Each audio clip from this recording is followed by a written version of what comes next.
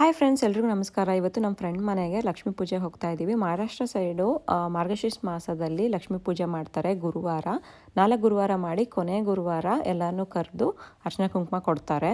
ಪೂಜೆ ಎಲ್ಲ ಚೆನ್ನಾಗಿ ಮಾಡಿದರು. ನಾವು ಹೇಗೆ ವರಮಹಾಲಕ್ಷ್ಮಿ ಅಥವಾ ದೀಪಾವಳಿಯಲ್ಲಿ ಲಕ್ಷ್ಮೀ ಕೂರ್ಸ್ ಮಾಡ್ತೀವೋ ಅದೇ ಥರ ಮಾಡಿದರು. ಬಂದಿರೋ ಹೆಣ್ಮಕ್ಳಿಗೆಲ್ಲ ಆರತಿ ಮಾಡಿ ಅರ್ಶಿನ ಕುಂಕುಮ ಕೊಡ್ತಾರೆ. ಆಮೇಲೆ ನಮಗೆ ಒಡಪು ಹೇಳಕ್ಕೆ ಹೇಳ್ತಾರೆ. ಅಂದರೆ ಹಸ್ಬೆಂಡ್ ನೇಮ್ನ ಇಂಡೈರೆಕ್ಟಾಗಿ ಹೇಳಬೇಕು. ಹೊಸದಾಗಿ ಮದುವೆ ಆದಾಗ ನಾರ್ತ್ ಕರ್ನಾಟಕ ಸೈಡು ಈ ರೀತಿ ಹೇಳಿಸ್ತಾರೆ.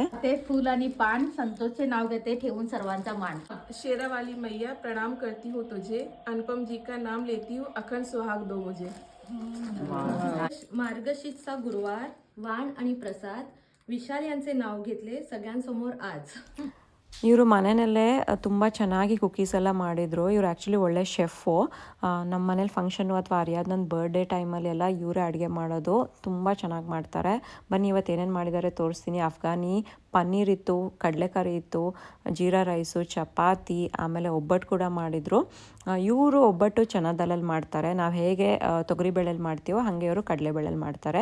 ಊಟ ಮಾತ್ರ ಸೂಪರಾಗಿತ್ತು. ಊಟ ಎಲ್ಲ ಮುಗಿಸ್ಕೊಂಡು ನಾವೆಲ್ಲ ಸ್ವಲ್ಪ ಫನ್ನಿ ಗೇಮ್ಸ್ ಎಲ್ಲ ಆಡಿದ್ವಿ. ಎಲ್ಲ ಬರೀ ಹೆಣ್ಮಕ್ಳು ಅಷ್ಟೇ ಸೇರಿದ್ವಿ. ಸೊ ಸಖತ್ ಎಂಟರ್ಟೈನಿಂಗ್ ಆಗಿತ್ತು ಮತ್ತು ಫನ್ನಿ ಆಗಿತ್ತು ಗೇಮ್ಸ್ ಎಲ್ಲ.